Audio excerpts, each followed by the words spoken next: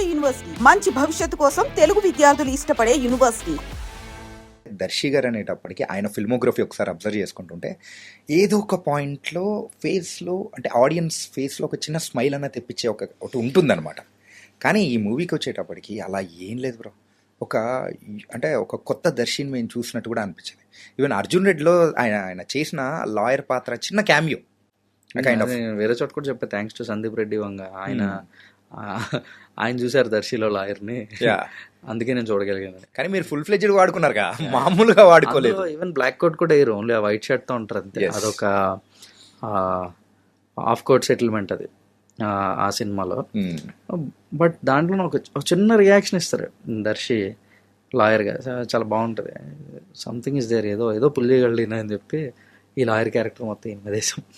కానీ ఈ nailed it bro, sorry కాదు అంటే సటిలిటీ అండి. అంటే ఇది దర్శి ఇప్పటివరకు చేసిన క్యారెక్టర్లకి పూర్తి భిన్నంగా ఉంటుంది, అసలు ఎప్పుడు చేయలేదు అలాంటి క్యారెక్టర్. ఇదంతా చెప్పలేము, ఇది దర్శి చేయగలిగిన క్యారెక్టర్, చేసిన క్యారెక్టర్లే. కాకపోతే ఇది కొంచెం స్టాండ్ అవుట్ అని నేను ఫీల్ అవుతున్నాను, బయట చాలా నాకు తెలియదు. లేదు బ్రో, నాని గారు లాంటి వాళ్ళే గివెన్ అయిన బిగ్ స్టేట్మెంట్ ఏంటంటే ఈ దర్శి ఫిల్మోగ్రఫీలో కోర్టు స్టాండ్ అవుట్ అవ్వడానికి రీజన్ ఏంటంటే Darshi is a very subtle performer. ఇప్పటివరకు చేసిన సినిమాలు అన్నింటిలో కూడా ఎక్కడ లౌడ్ ఉండదు, సటిల్. కొంచెం ఆ సేవ్ ద టైగర్స్లో అది లౌడర్ క్యారెక్టర్, గంటా రవి అనేది లౌడర్ క్యారెక్టర్, అది కొంచెం లౌడ్ చేస్తాడు, క్యారెక్టర్ తగ్గట్టుగా చేసుకుంటూ వెళ్ళిపోయాడు. బట్ ఇక్కడ కోర్టులోకి వచ్చేసరికి వెరీ సటిల్ ఉండాలి, కానీ కిక్ మిస్ అవ్వకూడదు. ఇప్పుడు మీరు థియేటర్లో చూస్తే చిన్న చిన్న వాటికి అంటే మేము కూడా ఎక్స్పెక్ట్ చేయలేదు, అట్లా అరుస్తారు జనాలు, వీటికి ఎక్కువ రియాక్ట్ అవుతారని మేము అనుకోలేదు, కానీ వాటికి ఎక్కువ రియాక్ట్ అవుతున్నారు. అంటే ఈ మెంటల్లీ మ్యారీడ్ గురించి ఇంకాసేపు ఆగిన తర్వాత మాట్లాడుతాను ఎవరు అన్నారంటే దర్శి టైమింగ్ అది. He moulded himself to be Surya Teja. Surya Teja ఇలా ఉండాలి, ఇలా మాట్లాడాలి అని ఆ హోంవర్క్ అదంతా కూడా చాలా బాగా చేశాడు. ఓకే, చాలా ప్రిపేర్ అయ్యాడు బాగా. అంటే నాకు ముచ్చటేసేది దర్శిని చూస్తే, మాట్లాడుకుంటే క్యారవాన్లోకి ఎప్పుడు వెళ్ళినా స్క్రిప్ట్ ఫైల్ పట్టుకుని తిరుగుతూ ఉండు, ఆ అద్దం ముందు అటు ఇటు నడుస్తూ ఉన్నాడు. ఏంటన్నా నడుస్తుంటే డైలాగ్ ప్రిపేర్ అవుతున్నాడు. అయ్యో, ఈ కైండ్ ఆఫ్ ఒక స్మూత్గా నార్మల్గా ఒక స్టోరీ లైన్ ఉన్న దాంట్లో అంటే ఇందులో రక్తపు చుక్క ఉండదు, ఏమీ ఉండదు, కంప్లీట్ ఒక మైండ్ గేమ్ మీద పరిగెడుతూ ఉంటుంది స్టోరీ అంతా కూడా. సో అలాంటి దానిలో ఎలివేషన్ ఇవ్వాలని ఎలా అనిపించింది బ్రో? హర్షవర్ధన్ గారిని ఒక డైలాగ్తో సర్రని లేపుతారు, అండ్ దర్శి ఎంట్రన్స్ కానీ అది ఒకసారి లేపుతారు. అండ్ అప్పటి వరకు మేము నెగిటివ్గా అనుకునే సాయి కుమార్ గారిని ఆ సీన్తో వాహ్ అని అనిపించేలా చేశారు. రైటింగ్ అండి అంత, అంటే రైటింగ్కి టైం ఇవ్వాలి. హరీబరీగా కథ అయిపోయింది మాకు. నేను మీకు 8 months వెయిట్ చేశాను నాన్నగారు అపాయింట్మెంట్ కోసం అని చెప్పాను కదా, ఆ 8 monthsలో చేసినవి ఇప్పుడు మనం మాట్లాడుతున్నాయి అన్ని. 8 months ముందు నాన్నగారు అపాయింట్మెంట్ వచ్చేసి ఉంటే నేను వెరీ ఫ్లాట్ స్టోరీ చెప్పాను ఆయనకి. ఓకే, ఈ హైస్ లోస్ ఈ పెప్ అంతా కూడా ఆ వెయిటింగ్ పీరియడ్లో 8 monthsలో వేసింది ఇదంతా. సో టైం అండి, స్క్రిప్ట్కి టైం ఇస్తే మన దగ్గర ఆల్రెడీ కథ అయిపోయి ఓకే స్క్రిప్ట్ మొత్తం మన దగ్గర ఉంది అని ఫీల్ అయిపోయిన తర్వాత కూడా మన దగ్గర ఏం లేదు అని మొదలు పెడితే అప్పుడు అవుతాయి. అట్లా కొంచెం స్ట్రాటజికల్గా చేసినాయి. లాస్ట్ మినిట్ చేంజెస్ కానీ అక్కడ సెట్లోకి వెళ్ళిన తర్వాత చేంజెస్ చేసిన సీన్ కానీ ఏదైనా ఉన్నాయా? చేంజెస్ అంటూ పర్టికులర్గా ఇది మార్చేసాం పూర్తిగా, ఇంప్రవైజేషన్స్ ఉన్నాయి. ఇంప్రవైజేషన్స్, చేంజెస్ సీన్ చేంజ్లో అవేం చేయలేదు, ఇంప్రవైజేషన్స్ చిన్న చిన్న మైన్యూట్ ఇంప్రవైజేషన్స్ చాలా బాగా వర్కౌట్ అయినాయి, అవన్నీ చేసాం. ఓకే, ఆర్టిస్టుల సైడ్ నుంచి వచ్చిన ఇన్పుట్స్, యాక్టర్స్ అందరూ, అంటే నాకు ఎంత బాగా అనిపించిందండి. నాకు షూట్ చేస్తున్నప్పుడు సెట్లోనే నేను చాలా సాటిస్ఫైడ్గా ఉండేవాడిని, చాలా హ్యాపీగా. ఎందుకంటే ఆర్టిస్టుల నుంచి ఇన్పుట్స్ వచ్చేవి, అవి జనరల్గా చేస్తారు ఆర్టిస్టులు. ఆ సీన్ మొత్తం ఎక్స్ప్లెయిన్ చేసినప్పుడు ఈ సీన్లో ఇంకేం చేయొచ్చు అని అలా ఆలోచించి చెప్తారు. అవి డైరెక్టర్లకు నచ్చితే తీసుకుంటారు, లేదంటే లేదు. ఇంకా నాకేంటంటే చాలా సెన్సిబుల్గా అనిపించేది ఆర్టిస్టులు చెప్పేవి, ఇక్కడ ఇలా చేద్దామా అని. శివాజీ గారు చెప్పినవి కానీ, శుభలేఖ సుధాకర్ గారు చెప్పినవి కానీ, రోహిణి గారు అన్నవి కానీ, హర్షవర్ధన్ గారు ఈయన చేసినవి కానీ, దర్శి వీళ్ళు కానీ, అంటే చాలా సాయి కుమార్ గారు చాలా చిన్న చిన్నవి చెప్పారు అనమాట. అంటే అట్లాంటి చెప్పడానికి వాళ్ళకి చాలా ఎక్కువ కనెక్షన్ కావాలి స్క్రిప్ట్తో. వాళ్ళు బాగా ఓన్ చేసుకుంటేనే అవి చెప్పగలరు. నా హ్యాపీనెస్ అంతే, ఎంత బాగా ఓన్ చేసుకున్నారు రా బాబు అని హ్యాపీ ఫీల్ అయ్యాను. కంప్లీట్గా మూవీ అయిన తర్వాత ఫస్ట్ కాపీ చూసుకునేటప్పుడు వాట్స్ యువర్ ఫీలింగ్? అనుకున్నట్టు పెట్టామరా భయ్ అని చెప్పేసి అనిపించిందా? లేకపోతే ఫస్ట్ కాపీ చూసుకునేటప్పుడు ఆ ఫీలింగ్ అనే దానికన్నా టెన్షన్ ఎక్కువ ఉంటుందండి.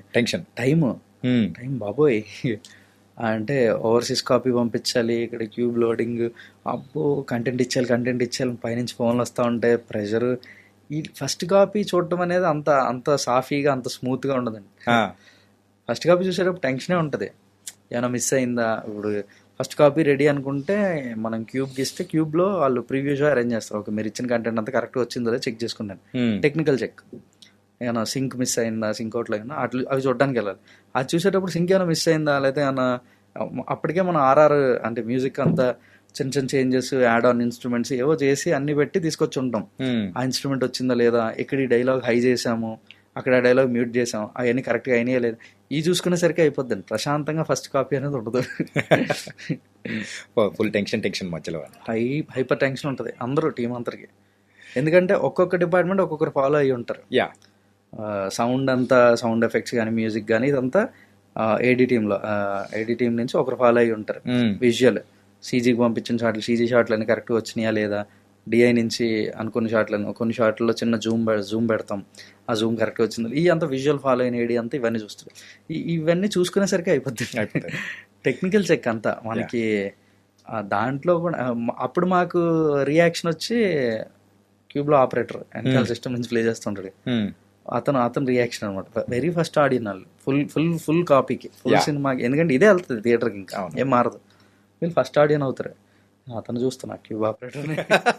ఏంటి భయ్యా మీరు అసలు సినిమా కంటే ఫస్ట్ చుట్టూ ఉన్న రియాక్షనే చూసుకుంటారు. సినిమాలో ఏముందో నాకు తెలుసు కదా, అక్కడ ఏముందో నాకు తెలుసు. సౌండ్ వింటూ వీళ్ళు చూస్తా ఉంటే ఏం జరుగుతుంది, దానికి ఏం రియాక్ట్ అవుతున్నారో మనకి అర్థం అవుతుంది. సో అట్లా చూసుకుంటాను. ఓకే, వీళ్ళు ఓకే. కానీ అండ్ పావురాలను ఎక్కడి నుంచి పట్టుకొచ్చారు బ్రో? ఏ పావురాలు బ్రో? అగ్రెషన్ సక్సెస్ తర్వాత వచ్చిన ఆ పావురాలు కాదు బ్రో, ఇందులో ఉన్న చందు అండ్ జాబిలి. ఓకే, వాళ్ళు పావురాలు అన్నారా? పావురాలే కరెక్టే. క్యారెక్టరైజేషన్ కూడా చాలా డీసెంట్ గా డెలికేట్ చేశారు, అంటే ఎస్టాబ్లిష్ చేశారు. ఇంటెన్షనల్ అండి అంత, ఇలాగే ఉండాలి అని కొంచెం అడమెంట్ అనే చెప్పాలి ఆ విషయంలో. చందు జాబిలి విషయంలో కొంచెం అడమెంట్ గానే ఉన్నాను. చందు ఈజీగానే దొరికేశాడు, రోషన్ ఈజీగా దొరికేశాడు అనడం వెనుక చందు రోషన్ ప్యాషన్ రైమింగ్ ఉంది, ఓకే. చూపించిన ప్యాషన్ అంటే ఆడిషన్కి వచ్చాడు, ఆడిషన్కి 2 సీన్లు చెప్పాం, 2 సీన్లు చేశాడు. చేసిన తర్వాత ఏం అర్థమైందో తెలీదు రోషన్కి, ఏమర్థం చేసిన. కానీ ఈ క్యారెక్టర్ ఎలా అయినా నేనే చెయ్యాలి, ఇది నాకే రావాలని ద ఫాలో అప్. ఎవరికి ఫోన్ చేయొచ్చు, ఎవరి కాంటాక్ట్ నెంబర్స్ ఉన్నాయి, ఏమైందన్నా మళ్ళీ రమ్మంటారా, లేకపోతే ఇంకోలా అయినా చేయనా, లేదా కాస్ట్యూమ్ వేసుకొని అంటే ఆ క్యారెక్టర్కి తగ్గ కాస్ట్యూమ్స్ అయినా తెచ్చుకొని చేయనా అని ఒక రకమైన ఎంతూజియాజం, ఒక ఇంట్రెస్ట్ చూపించేవాడు. రోషన్ మీద భలే అనిపించింది నాకు అసలు స్టార్టింగ్లోనే. అంటే ఏదో చూసాడు ఈ క్యారెక్టర్లో, ఎలా అయినా ఈ క్యారెక్టర్ నేనే చెయ్యాలి అనే ఎక్సైట్మెంట్ కనిపించింది రోషన్. బాగా అనిపించింది నాకు. ఓకే, ఈ రేంజ్ ఎక్సైట్మెంట్ ఉన్నోడు చందు ప్లే చేస్తే చాలా బాగుంటుందని బాగా అనిపించి చందుకి తొందరగానే ఫిక్స్ అయ్యాం.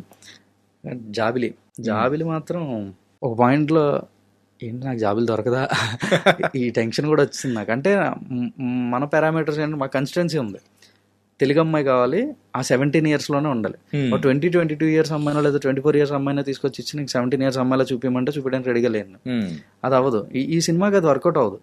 ఫ్రెష్ ఫేసెస్, కొంచెం మ్యానిపులేట్ చేయకూడదు ఏజ్ ఈ సినిమాలో. అంటే వీళ్ళు చిన్నపిల్లలు, వీళ్ళు ఇన్నోసెంట్, ఆ ఫేసెస్లో ఆ ఇన్నోసెన్స్ తెలియాలి, అలాగే ఉండాలి. మనం మళ్ళీ ఏదో మ్యానిపులేట్ చేస్తే ఉన్న ఆ అడాలసెంట్ ఆ చిన్న ఫీలింగ్ ఉంటుందండి, అది మిస్ అయిపోతే మళ్ళీ వర్కౌట్ అవుతుంది, రాదని చెప్పి తెలుగు అమ్మాయి ఉంటుంది. తెలుగు అమ్మాయి కాకపోతే ఎక్కడో చిన్న సినిమాటిక్గా అనిపిస్తుంది, ఆ మాత్రం సినిమాటిక్గా వెళ్ళడానికి కూడా రెడీగా లేము. సో తెలుగు అమ్మాయి ఉండాలి, ఏజ్ రెస్ట్రిక్షన్ ఉంది, 17 years అమ్మాయే కావాలి. అంటే బిలో 18, 100% బిలో 18 అమ్మాయి ఉండాలి, 18 దాటిన అమ్మాయి వద్దు అని మనం 17 ఉండాలి, తెలుగు అమ్మాయి అయ్యి ఉండాలి. ఎక్కడి నుంచి అంటే మళ్ళీ క్యూట్గా ఉండాలి. ఎన్ని ప్రొఫైల్స్ అంటే కోఆర్డినేటర్స్ పిచ్చి వచ్చేసేది, 100 profiles పంపించారు, అన్ని చూసేవాళ్ళం. కాదు ఈ అమ్మాయి కాదు మా వల్ల కాదండి నేను చేతులు ఎత్తేద్దాం అనుకుంటే, కానీ ఎవరు చేతులు ఎత్తలేదు. కోఆర్డినేటర్స్ ఆర్ వెరీ అంటే వచ్చి మాట్లాడారు, అంటే మీరు చూస్తున్న పారామీటర్స్కి మీకు తెలుగులో దొరకడం కష్టం అండి, అదర్ లాంగ్వేజ్ ట్రై చేద్దాం, మలయాళం నుంచి దొరకచ్చు ఆ ఏజ్ గ్రూప్లో, అండ్ మళ్ళీ పర్ఫార్మర్ అయి ఉండాలి. ఏజ్ మ్యాచ్ అయ్యి తెలుగు అమ్మాయి అయ్యి ఉండి క్యూట్గా ఉంటే సరిపోదు, పర్ఫార్మర్. ఇవన్నీ ఉన్నాయి. మలయాళంలో మంచి పర్ఫార్మర్స్ ఉంటారు, అక్కడి నుంచి మనం చూస్ చేసుకోవచ్చేమో, మలయాళం ప్రొఫైల్స్ పంపించమంటారు. ఇక్కడ వరకు వచ్చాం మేము. ఏంటి తెలుగులో ఇంకా అమ్మాయి దొరక, తెలుగులో నాకు జాబిలు దొరకదా అని నా బాధ. ఏంట్రా ఫీల్ అవుతూ ఉండే. అప్పుడు సంహౌ ఈ ఫౌండ్ జాబిలి. నా ఫ్రెండ్ యువరాజ్ మనోడు, అంటే నేను జాబిలి కోసం మేము తగ్గెత్తుకుతున్నామని ప్రొఫైల్స్ అన్నీ పంపిస్తూ ఉండేవారు. మనోడు కూడా ప్రొఫైల్స్ అన్నీ పంపిస్తూ ఉంటే సడన్గా ఈ ప్రొఫైల్ పంపించాడు. ఈ అమ్మాయి జాబిలికి ఏమైనా సెట్ అవుతుందేమో చూడు అంటే, ఇన్స్టా ప్రొఫైల్ చూసిన వాళ్ళు అందరినీ ఆడిషన్ చేసి రమ్మని పిలవలేము, ఎందుకంటే అక్కడ యాక్టర్ అని ఉండాలి. వాళ్ళకి యాక్టింగ్ ఇంట్రెస్ట్ ఉంటేనే వాళ్ళని పిలవాలి. ఊరికే ఇన్స్టాలో చాలా బాగా అనిపించి రీల్స్ బాగా చేస్తున్నారు అని వాళ్ళందరినీ పిలిస్తే వాళ్ళకి సినిమాల్లో యాక్ట్ చేయడానికి ఆ ఫ్రీడమ్ లేకపోతే ఆ పర్మిషన్ ఉండదు వాళ్ళకి. రీల్స్ వరకు ఏదో ఇంట్లో చేసుకో అని అంటారు, కానీ సినిమాల్లో యాక్ట్ చేస్తున్నట్టు తాడ తీస్తూ ఉంటారు ఖచ్చితంగా ఇంట్లో. సో ఇప్పుడు ఆ పారామీటర్ కూడా ఉంది అక్కడ. వాటి మధ్యలో ఈ అమ్మాయి శ్రీదేవి అని ఒక ప్రొఫైల్ పంపించగా, బేబీ శ్రీదేవి అని ఉండేది ప్రొఫైల్ పంపించగానే, నేను ఫస్ట్ ఆ ప్రొఫైల్ కూడా చూడకుండా పైన యాక్టర్ అని ఉందా అని అడిగాను. ఆ యాక్టర్ అని ఉంది ఈ అమ్మాయి అంటే, అయితే చూస్తారని. అప్పుడు అంటే యాక్టర్ అవ్వాలనే ఇంట్రెస్ట్ ఉన్న వాళ్ళే ఇన్స్టాగ్రామ్ ప్రొఫైల్లో పైన యాక్టర్ అని పెట్టుకుంటారు. సో యాక్టర్ అని ఉందని అప్పుడు చూస్తే ఆ రీల్స్లో చాలా ఇంట్రెస్టింగ్గా అనిపించి వెంటనే టీంకి ఇచ్చి పిలిపించండి అంటే, the very next day Kakinada నుంచి వచ్చింది ఈ అమ్మాయి. జాబిలి ఈరోజు జాబిలి అలా సెట్ అయిపోయింది. ఓకే, అంటే మూవీ రిలీజ్ అయిన తర్వాత మూవీ మీద వస్తున్న మీమ్స్ అన్నీ చూస్తుంటే మీకు ఎలా అనిపిస్తుంది? నేను చాలా తక్కువ సోషల్ మీడియా, బాగా తక్కువ. కానీ నేను చూస్తాను, నాకు చూపిస్తారు. నేను చూడడం కన్నా చూపించేవి ఎక్కువ. బాగా అనిపిస్తుంది. అంటే నా వరకు ఏంటంటే, ఎంత ఎక్కువ మీమ్స్ వస్తే సినిమా అంత ఎక్కువ సక్సెస్ అయినట్టు అని ఫీల్ అవుతాను. And it's true. ఒక సినిమా గురించి మీమ్స్లో కానీ లేదంటే ట్రోల్స్లో కానీ ఎక్కువ మాట్లాడుకుంటున్నారంటే దానికి ఎక్కువ క్రేజ్ ఉందని, దానికి ఎక్కువ పాపులారిటీ వచ్చిందని. అట్లా ఎక్కువ మీమ్స్ వస్తుంటే అబ్బా సినిమా ఎక్కువ క్రేజ్ వచ్చిందని ఫీల్ అవుతుందండి. కానీ చాలా కొన్ని ఎంత క్రియేటివ్గా ఉన్నాయంటే మీమ్స్, అసలు ఎంత బాగున్నాయో, బాగా చేశారు. అంటే నవ్వుకోవడానికే చేస్తారు అవన్నీ. బాగా నవ్వించారు మీమ్స్లో. అందుకే మేము సినిమాలో నవ్వించలేదు, సినిమాలో మేము నవ్వించలేదు. కోర్టు సినిమాతో నవ్వించే బాధ్యత మేమర్స్ తీసుకున్నారు. Thanks to all the members. సరదాగా మీరు కూడా అంటే టీం ఒక వీడియో చేశారు కదా, అంటే దర్శి గారు, శివాజీ గారు అండ్ రోషన్ అండ్ శ్రీదేవి నలుగురు కలిసి ఆ మీమ్స్ గురించి వీడియో రిలీజ్ చేస్తే మేము రియాక్షన్స్ భలే ఉంది బ్రో. అసలు అంటే ఒక్కొక్కరు ఒక్కొక్కటి చేస్తూ ఉంటే శివాజీ గారి ఎక్స్ప్రెషన్ కానీ శ్రీదేవి ఎక్స్ప్రెషన్ కానీ అంటే ఒక్కొక్కరి రియాక్షన్ కూడా కంప్లీట్ డిఫరెంట్ అనిపించింది. అది అంత బాగా ఎక్కేసింది మళ్ళీ. అంటే అదే అంటున్నాను కదా, మీమ్స్ అంటే ఎంత మీమ్స్ వచ్చినాయి అంటే ఆ మీమ్స్కి రియాక్షన్ వీడియో చేసాం. మీరు అన్న వీడియో చేస్తే ఆ వీడియో యూట్యూబ్లో పెడితే దానికి కూడా 1 million వ్యూస్ వచ్చినాయి. అంత మిలియన్ దాటిని అంటే ఏం జరుగుతుంది అసలు బయట అనుకున్నాను.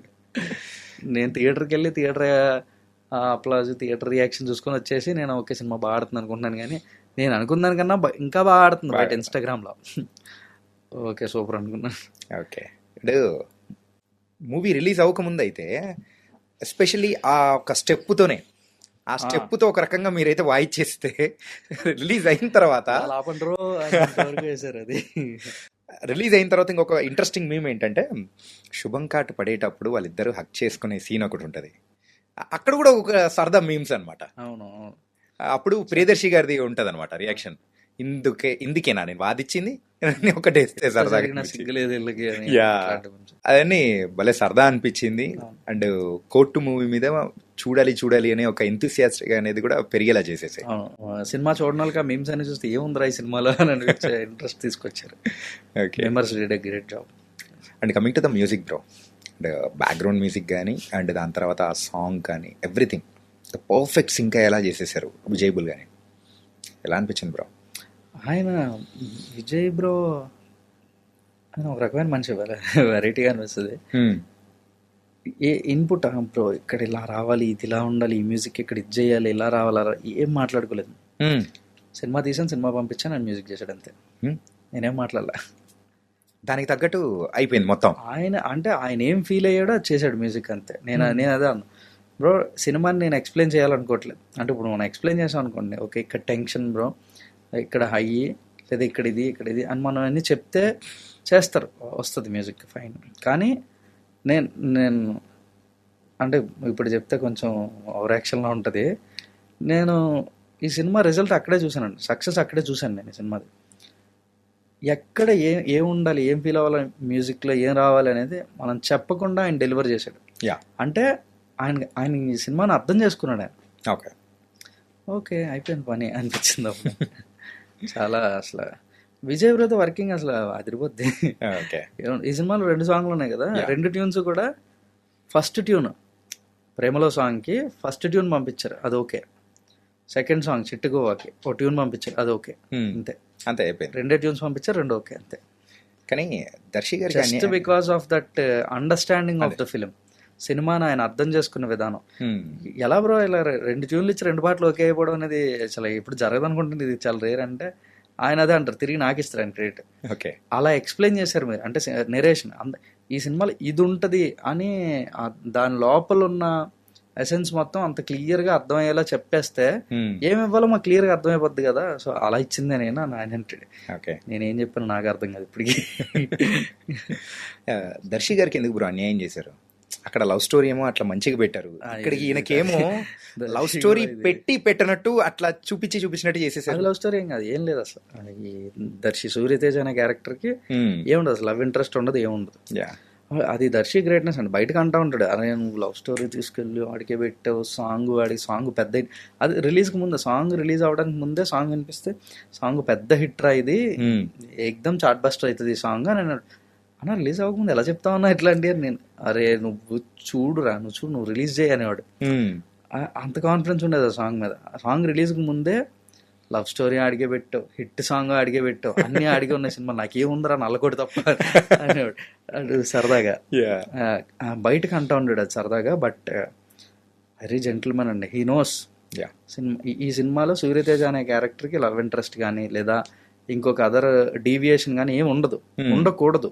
ఉండకపోతేనే వర్కౌట్ అవుతుంది. ఎందుకంటే కోర్ట్ రూమ్ డ్రామా ఈ సినిమా అయినప్పటికీ కూడా ఇట్స్ ఎ లవ్ స్టోరీ. ఇప్పుడు జాన్రా అంటే సినిమా లాంగ్వేజ్లో జాన్రా మాట్లాడాలంటే ఈ సినిమాకి court room drama is a genre. My personal genre for this film is love story. ఇది ఇద్దరు టీనేజర్స్ లవ్ స్టోరీ. ఇది ఇద్దరు టీనేజర్స్ లవ్ స్టోరీ చెప్తున్నాము ఒక పక్క, అండ్ అదే స్టోరీ వాళ్ళ స్టోరీయే ఈ సినిమా కథ, మెయిన్ డ్రైవింగ్ ఎలిమెంట్ అంతా కూడా వాళ్ళ లవ్ స్టోరీయే.